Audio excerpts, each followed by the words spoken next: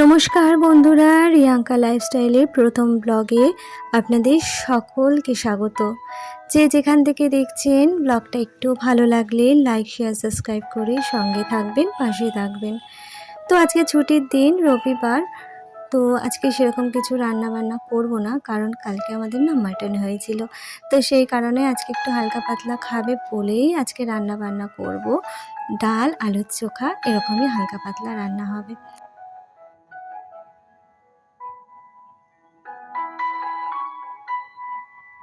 আজ যেহেতু আলুর চোখা রান্না করব, তো সেই কারণে কড়াতে দিয়ে দিয়েছি কালো জিরে, শুকনো লঙ্কা এবং পেঁয়াজ।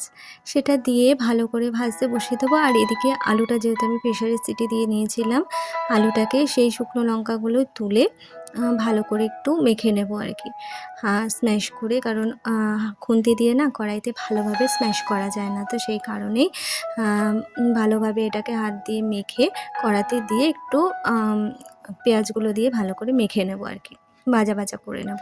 আমি এভাবে আলুর ভর্তা করে থাকি, হেভি টেস্ট হয়। অনেকে এর মধ্যে রসুন দেয়, বাট আমি রসুন ইউজ করি না। আর রসুনের গন্ধটা বেশ ভালো লাগে, কিন্তু সবসময় ভালো লাগে না। তো আজকে আমি রসুন দেবো না, রসুন ছাড়াই করব।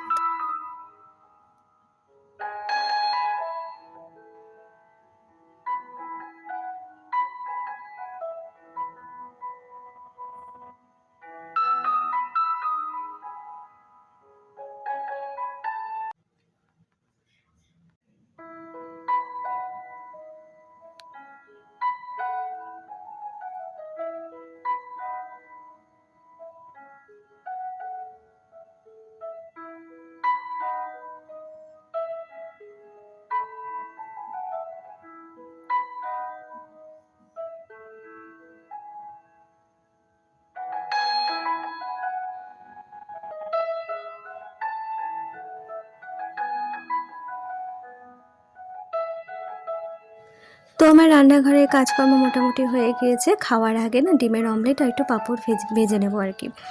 তো এখানে দেখো, এই যে জামা কাপড়গুলো কেচে দিয়েছিলাম, তো সেইগুলোই মেলে নেব। তারপরে চলে এসেছিলাম খাওয়া দাওয়া করতে দুপুরে। তো সেই কারণে ডিমের অমলেটটা করে নিচ্ছি। এটা আমরা কেউ খাবো না আর কি, আমার ছেলেকে দেবো। আর বাচ্চা মানুষ, ওকে একটু ডিম করে দেবো আর কি। আমরা কেউ ডিম খাবো না, বললাম না আগের দিন মাটন খেয়েছি, তো সেই কারণে। তো আজকে একটুখানি হালকা পাতলাই করবো। হাজব্যান্ড আর আমার ছেলের খাবারটা বেড়ে নিয়েছি।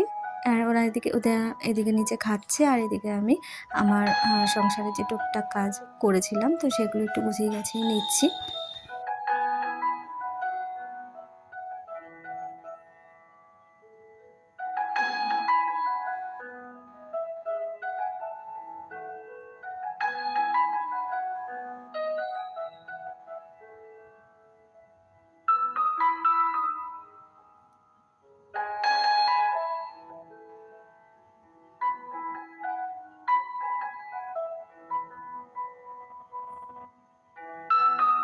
এরপর আমি আমার দুপুরের লাঞ্চ শেষ করে চলে গিয়েছিলাম আবার ছাদে। দেখতেই পারছো মেঘলা ওয়েদার হয়ে রয়েছে, হঠাৎ করে হয়তো বৃষ্টি যখন তখন নেমে যাবে। তো সেই কারণে কাঁচা জামা কাপড়গুলো যা মেলে দিয়েছিলাম, সেগুলো একটা একটা করে তুলে নিলাম। সব কিছু শোকায়নি, চাদর টাদরগুলো শুকিয়ে গিয়েছে। আর দুই একটা জামা কাপড় আছে যেগুলো ভিজে, এগুলো আমি ঘরের ভেতরে দিয়ে দেবো তিনতলায়, বুঝেছো? তো সেই কারণে সব জামা কাপড়গুলো গুছিয়ে একসাথে তুলে নিলাম।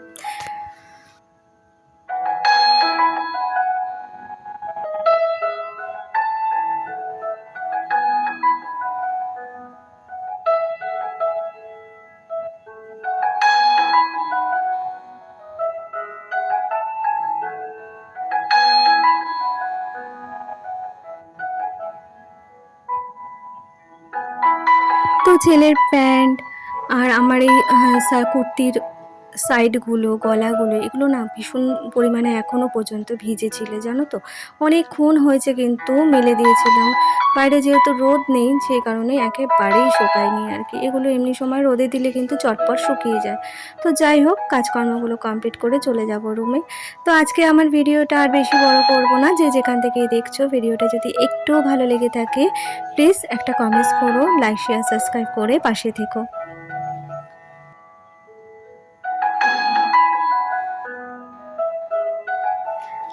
আমার ভিডিওটা আমি এত অবধি রাখছি। চলে আসবো অন্য কোনো দিন নতুন একটা ভিডিওর সাথে। ততক্ষণ টাটা।